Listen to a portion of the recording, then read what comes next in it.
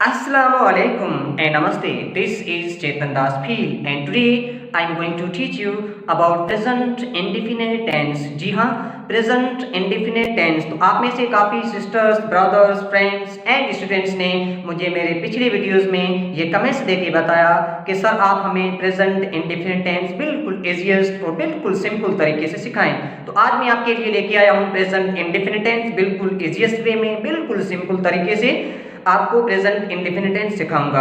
अगर आप हमारे चैनल पर न्यू है तो पहले हमारे चैनल को सब्सक्राइब करें और साथ में बेल आइकन को प्रेस करें ताकि आपको हमारी नेक्स्ट आने वाली वीडियो सबसे पहले मिल सके। तो आइए प्रेजेंट इंडेफिनिट टेंस को शुरू करते हैं। प्यारे बच्चों, आज का जो हमारा टॉपिक है वो है प्रेजेंट इंडेफिनिट टेंस। जी हाँ, प्रेजेंट इंडेफिनिट टेंस ये इस टेंस का मॉडर्न नेम है।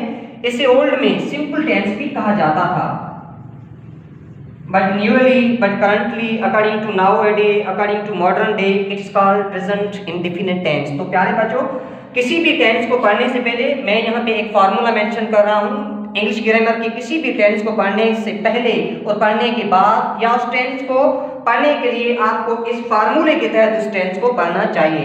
पहले आता है उस टेंस का फंक्शन। किसी भी टेंस को पढ़ने से पहले उस टेंस का फंक्शन जानना बहुत जरूरी है। जैसे कि आज हम सीख रहे हैं प्रेजेंट इंडेफिनिट टेंस, तो according to function of present indefinite tense, present indefinite tense shows habitually and routine action of any noun or pronoun in the sentence in the present time। जी हाँ, प्रेजेंट सिंपल टेंस या present indefinite tense हमें noun और pronoun के habitually and routine action बताता है sentences में। जी हाँ, ये था इस टेंस का फंक्शन। अब आते हैं इस टेंस के स्ट्रक्चर पर।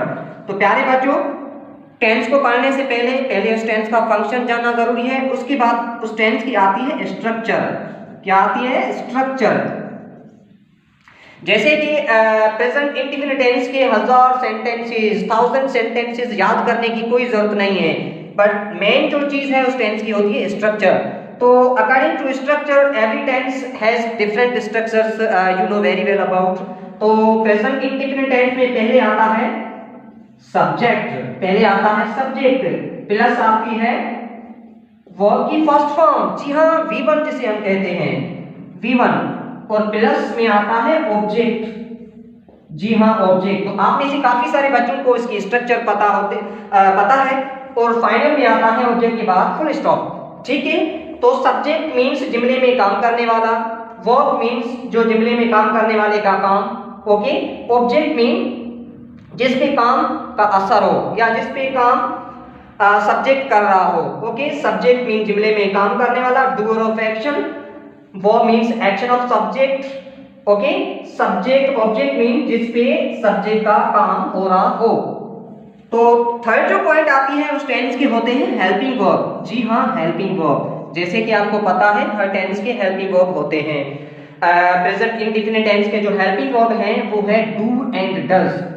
डू एंड डज, तो ये दोनों ही हेल्पिंग वर्ब है प्रेजेंट इंडेफिनिट टेंस के। जैसे कि प्रेजेंट कंटीन्यूअस टेंस के helping verb is am are, present perfect tense के जो हेल्पिंग वर्ब हैज एंड है, तो उसी तरीके से प्रेजेंट इंडेफिनिट टेंस के जो हेल्पिंग वर्ब है वो है डू एंड डज। जी हाँ, डू एंड डज। और जो फोर्थ जो पॉइंट होती है उस टेंस में वर्ब की फॉर्म। जी हाँ, वर्ब की फॉर्म।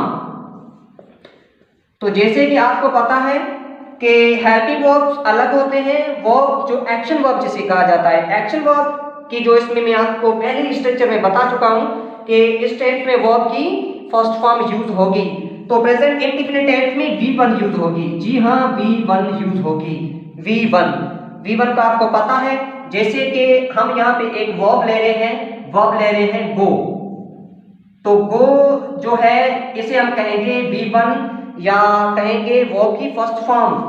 गो की जो सेकंड फॉर्म है उसे हम कहेंगे वेंट, जिसे हम V2 भी कह सकते हैं, और सेकंड फॉर्म ऑफ गो।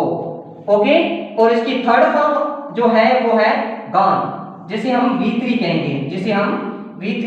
और इसकी जो फोर्थ फॉर्म या जो first form plus and form, तो उसे हम कहेंगे V4। जी हाँ, V4। तो ये था V1, V2, V3, V4। जैसे कि आपको पता है जो एक्शन वर्ब्स हैं उनकी जो डिफरेंट फॉर्म है वो डिफरेंट टेंसेस में यूज होती है। तो V1 जो यूज होती है वो प्रेजेंट इंडेफिनिट टेंस में यूज होती है। जो V2 जो वर्ब की सेकंड फॉर्म होती है वो पास्ट इंडेफिनिट टेंस के अलावा किसी और टेंस में यूज नहीं होती है।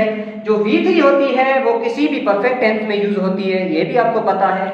और जो V4 होती है वो किसी भी कंटिन्यूअस टेंस में यूज होती है और परफेक्ट कंटिन्यूअस टेंस में यूज होती है। तो ये थी वर्ब की फॉर्में। और इसे हम किसी वर्ब को पार्टिसिपल कहते हैं, किसी को जेरेंड कहते हैं, ये इनके मुख्तलिफ रोल प्ले हैं। और जेरेंड एंड पार्टिसिपल के हवाले से जानने के लिए मैं आपको किसी और वीडियो में बताऊंगा, but today's our topic is present indefinite tense. तो प्यारे बच्चों, जो फर्स्ट पॉइंट थी इसका फंक्शन जो मैंने आपको बताया कि present indefinite tense shows habitual and routine action of noun और प्रोनाउन। एंड स्ट्रक्चर जो मैंने आपको सामने बताई ये पढ़ी है। हेल्पिंग वर्ब जो इसके डू एंड डज है, जो वर्ब की फॉर्म जो इसमें V1 यूज होगी। और फाइनल जो लास्ट जो पॉइंट है वो उसके होते हैं चेंजिंग मेथड्स। जी हाँ, चेंजिंग मेथड्स। तो चेंजिंग मेथड्स किसे कहेंगे? चेंजिंग मेथड्स का मतलब कि उस टेंस को इंडेफिनिट किसी पॉजिटिव सेंटेंस से नेगेटिव कैसे करें, इंट्रोगेटिव कैसे करें, एम्फेटिक कैसे करें। तो प्यारे बच्चों, किसी भी टेंस को पढ़ने से पहले ये 5 पॉइंट्स ध्यान में रखना बिल्कुल जरूरी है। टेंस को पढ़ने से पहले और टेंस के लास्ट में इन पॉइंट पे अपना थोड़ा सोचिएगा कि आपको इनमें से कौन सी पॉइंट मिस हो चुकी है या अभी तक वो कौन सी पॉइंट है जो आपको अभी तक अपने माइंड में नहीं बैठी। ठीक है, तो ये 5 पॉइंट्स मैंने यहाँ पे मेंशन की है। किसी भी टेंस को पढ़ने से पहले ये फार्मूला माइंड में रखना बहुत जरूरी है। तो फंक्शन हैबिचुअल रूटीन एक्शन बताता है हमें प्रेजेंट टाइम में। स्ट्रक्चर जो मैंने आपको बताई है, जो सामने पड़ी है, helping verb do and does. तो प्यारे बच्चों, अब हम लेते हैं इसका एक example.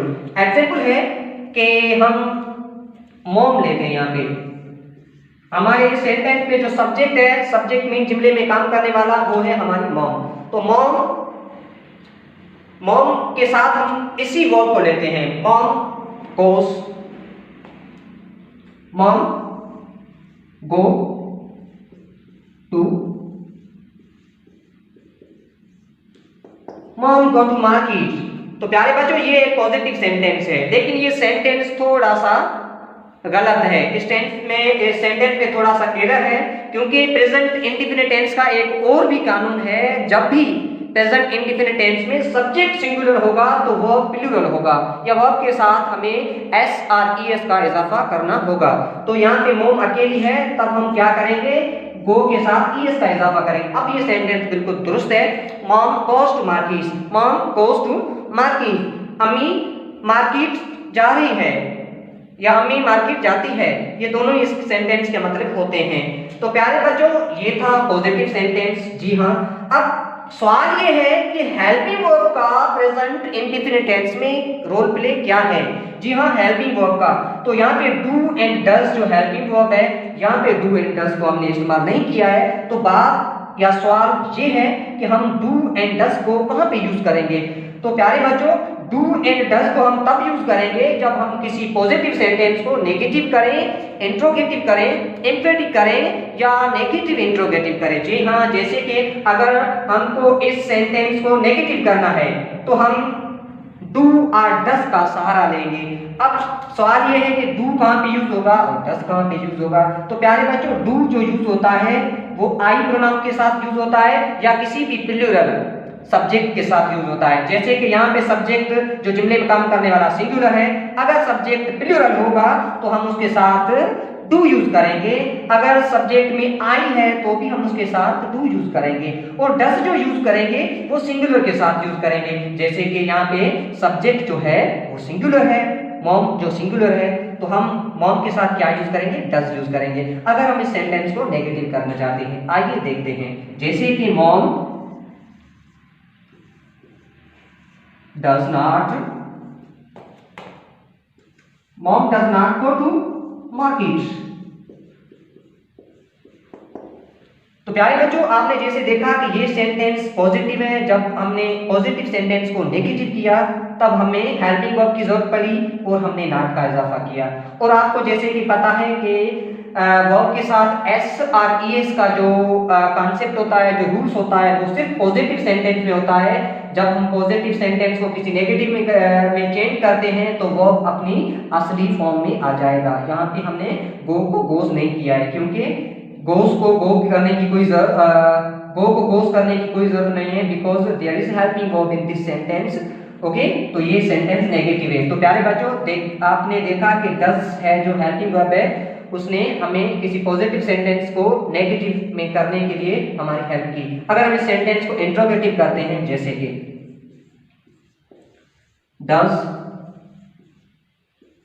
Does mom go to market,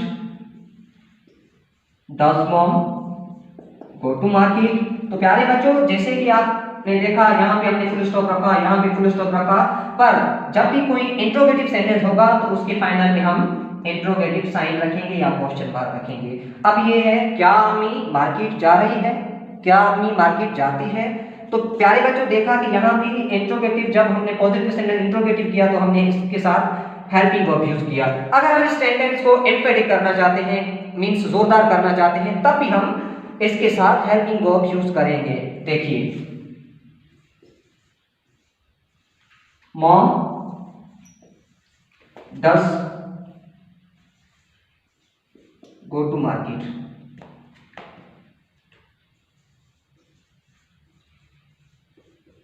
mom does go to market, अम्मी वाकई में मार्केट जाती है।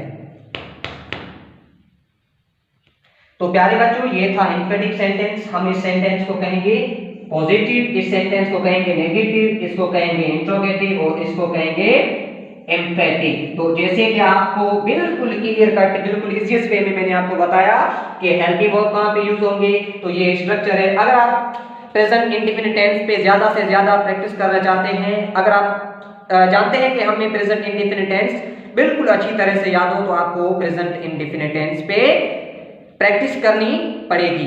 तो